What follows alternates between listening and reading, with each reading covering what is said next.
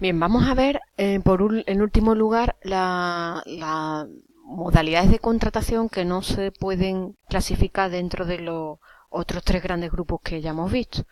Entonces vamos a ver en primer lugar el contrato a tiempo parcial, que más que un tipo de contrato es un tipo de jornada.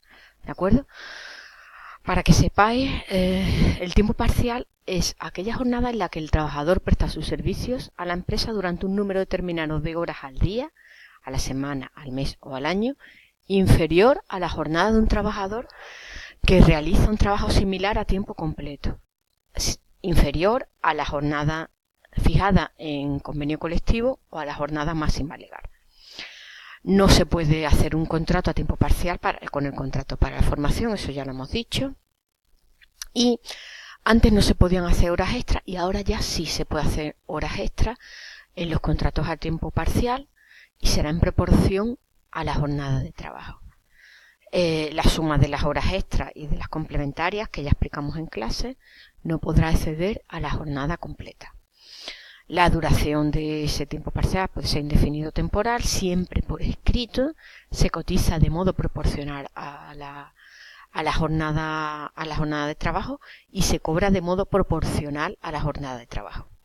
Hay que hacer por último unas indicaciones respecto a las horas complementarias, ¿de acuerdo? Que son horas adicionales que se le meten al contrato de todo aquel que esté contratado a tiempo parcial. Como máximo, puede ser el 30% de la jornada de trabajo objeto del contrato. Si, por ejemplo, yo tengo un contrato por obra y servicio de 20 horas semanales, pues le hacéis el 30% a 20 horas y eso sería el máximo de las horas complementarias. ¿Qué ocurre? Que este máximo por convenio se puede establecer de hasta un 60% de esas horas, con lo cual en la práctica, fijaos, supone llegar casi a una jornada a tiempo completo.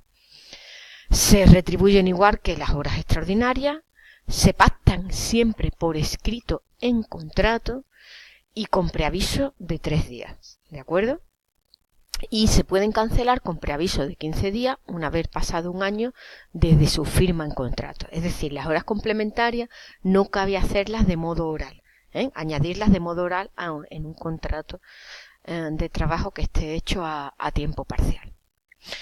Por otra parte, vamos a pasar al contrato fijo discontinuo. Este es muy habitual en la zona donde estamos, que es aquel que se da en empresas con exceso de trabajo en periodos estacionales, que se repiten año tras año, o aquellas que solo tienen actividad intermitente. Por ejemplo, el sector hotelero, el sector turístico, el sector agrario, el sector de los incendios forestales, ¿de acuerdo? Siempre se hace por escrito y los contratos los contratados fijos discontinuos son indefinidos, solo que trabajan en una época determinada del año y su orden de llamada de estos trabajadores va a ser en función de la antigüedad que ellos tengan. Es decir, un fijo discontinuo de un hotel, si la temporada comienza en abril o en mayo, su contrato va a empezar según el tiempo de antigüedad que lleve.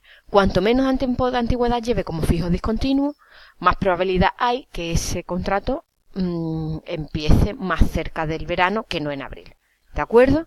Las temporadas no tienen por qué repetirse siempre en la misma fecha. Bien, pues con esto terminamos el fijo discontinuo. Solamente añadir el hecho de que van a cobrar o no la prestación de desempleo en función de los días trabajados y en función de lo que se haya cotizado en esa temporada como fijo discontinuo. Es decir, no todo fijo discontinuo va a tener derecho a la prestación por desempleo. ¿De acuerdo? En esos meses que está de baja, pues no cobra y si quiere pedir la prestación y puede hacerlo, la pide, y si no, pues nada. A lo mejor le queda la opción del subsidio. El contrato de relevo es otro de los de los grandes contratos que se usan y que no se pueden clasificar en ninguna de las categorías anteriores. Se hace para sustituir a un trabajador que se jubila parcialmente. Su finalidad es completar la jornada de trabajo que ha quedado reducida a causa de una jubilación parcial. El relevista, ¿vale? Es decir, a quien se le hace el contrato de relevo, tiene que estar en situación de desempleo o tener un contrato de duración determinada con la empresa. Lo que se busca es que complete el número de máximo de horas posible para que tenga una jornada de trabajo completa. La duración pues va a ser indefinida o como mínimo el tiempo que le falte al trabajador sustituido para alcanzar la edad de jubilación, que actualmente está en 65 años y 6 meses de edad. Siempre por escrito. La jornada va a ser completa o a tiempo parcial en función de la del trabajador jubilado parcialmente. Es decir, si el jubilado parcialmente se reduce un 25% de su jornada, el contrato va a ser de un 25% de la jornada. Si además ese relevista tenía un contrato temporal con la empresa, ese 25% se le une a la jornada que ella desempeñara con ese trabajo, con ese contrato temporal. La retribución va a ir en función del trabajador jubilado parcialmente y en función de la jornada que yo haga. Y a la finalización del contrato, el trabajador va a tener derecho a percibir una indemnización equivalente a 11 días de salario, no, 12 días de salario, a partir del año 2015. Este contrato se estudia simultáneamente con el contrato de jubilación parcial.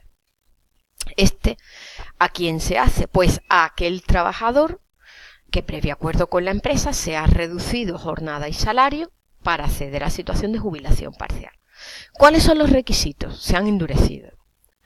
Haber cumplido 61 años, antigüedad en la empresa de 6 años inmediatamente anterior a la jubilación y cotización previa de 30 años y actualmente a 2018 se ha pedido 33 años. Probablemente en 2020 esta jubilación parcial se retrase hasta los 63 y quizá casi que deje de existir por los requisitos tan exhaustivos que van a pedir.